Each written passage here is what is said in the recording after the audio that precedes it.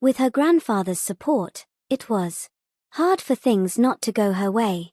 That's great. Dustin chuckled. Then he asked, by the way, do you have time tonight? I'd like to take you out for dinner. Perfect timing, we're having a celebration banquet at the company tonight. Just come straight over, and I'll show you around afterward. Alright, see you tonight. After they exchanged a few more words, Dustin hung up, feeling satisfied. He suddenly thought of something and went to his bedroom. He rummaged through his wardrobe and eventually found a designer suit. This suit had been a gift from Natasha. He had cherished it too much to wear it out. Finally, the time had come to put it on and show it off. Dustin was never one to pay much attention to his attire. His wardrobe mostly consisted of $10 clothes he'd found at thrift stores. But today, since he was meeting Natasha, he was determined to dress up nicely. He didn't want to embarrass her. At dusk, Dustin drove through Central City, following directions from his GPS. Oakvale was divided into 5 major regions. They were the North, East, South, West, and Central regions. Since each region covered an area as huge as a city, they were referred to as cities. The North region was known as North City, the East region was known as East City, the South region was known as South City, and the West region was known as West City. And right in the middle, protected by those 4 regions, was Central City, also known as the Inner City. Within the Inner City was the city of Ailka, symbolizing supreme power.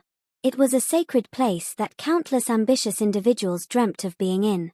It was also where Dustin intended to seek the truth and justice. However, now was not the time for that.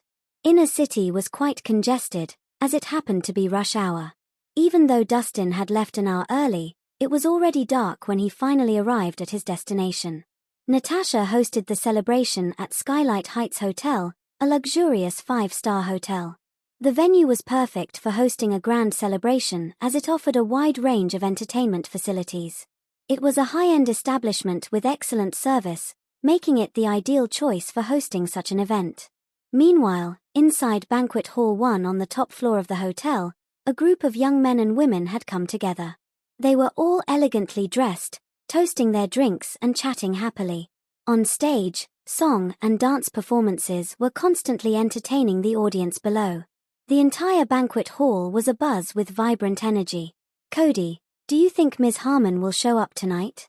In a corner, a man and a woman were holding their wine glasses as they looked around anxiously.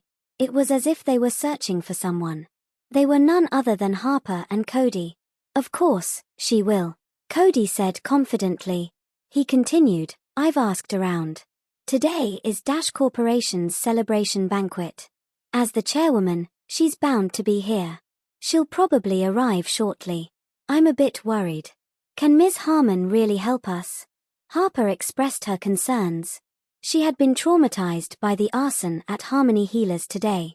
If she hadn't stayed out all night yesterday, she might have already died in the flames. Most importantly, the Swansons were the culprits behind the fire. So, Harper didn't even dare report it. To protect herself, she could only turn to Cody for help and seek assistance from those with even greater influence. That was why Cody had brought her to this place. Harper, I'm not even exaggerating. If you can convince Ms. Harmon to get involved, not only the Swansons, even the Welshs would need to yield, Cody said seriously. She's that powerful? Harper's eyes widened in surprise. She asked, Cody, who exactly is this Ms. Harmon? Cody glanced around and whispered, Harper, did you know that beyond Oakvale's 8 great families, there are also the 4 ancient houses? I've heard something about it. Harper nodded. The prominent and wealthy families were already the limit of her social circle. She didn't even dare think about associating herself with the ancient houses of Oakvale. They stood as the most powerful force below the royal family, standing at the pinnacle of Dragonmarsh. They were the kind of families that ordinary people could only admire from afar throughout their lives. Since you know about the 4 ancient houses, it's easier to explain. Cody nodded. He continued seriously, in truth, Ms. Harmon is from the Ballard family, one of the 4 ancient houses. Her grandfather is none other than the Duke of Lancashire, a highly influential figure in Ailka. What? The Duke of Lancashire? Harper was so surprised that her voice unintentionally rose a few octaves. "Keep your voice down." Cody's expression shifted, and he quickly covered Harper's mouth. Once he made sure that no one heard them, he slowly removed his hand. "This is confidential information. You must not divulge it, or you'll be in great danger," he warned. All right. Harper nodded repeatedly as she covered her mouth with her hands. Within moments, she was drenched in cold sweat.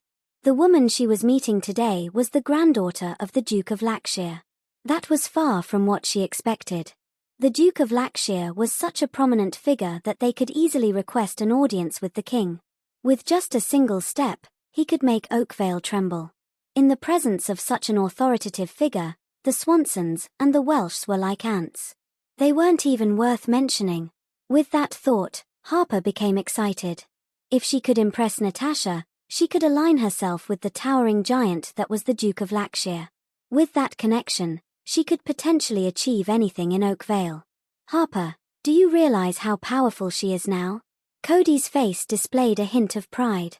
"As long as Ms. Harmon is willing to step in, the Swansons won't be able to do anything," he finished.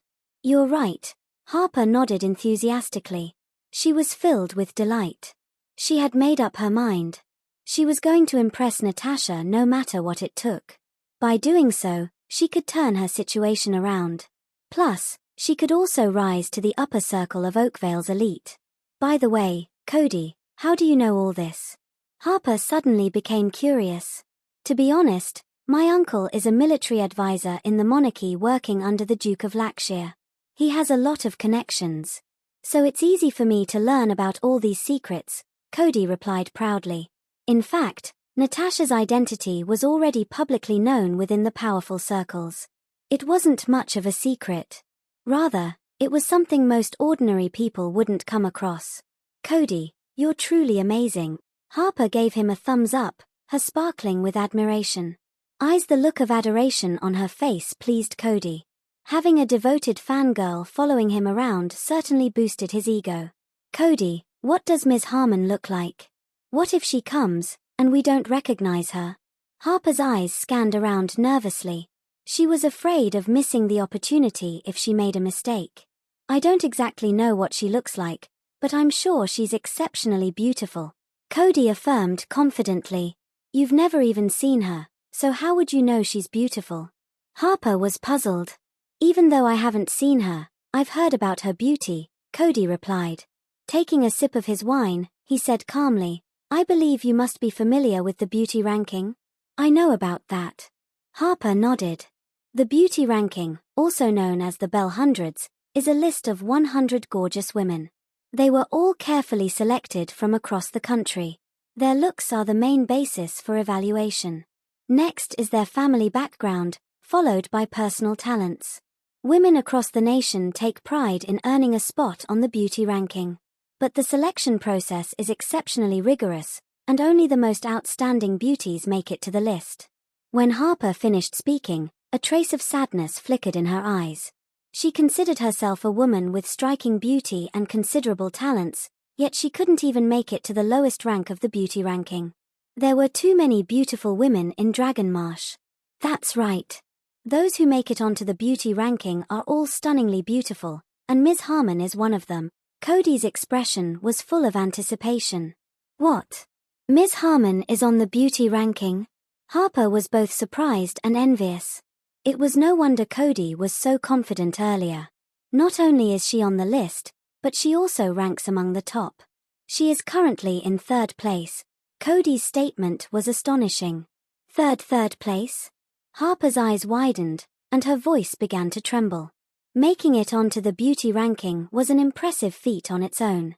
To rank among the top, however, was a whole different level of prestige.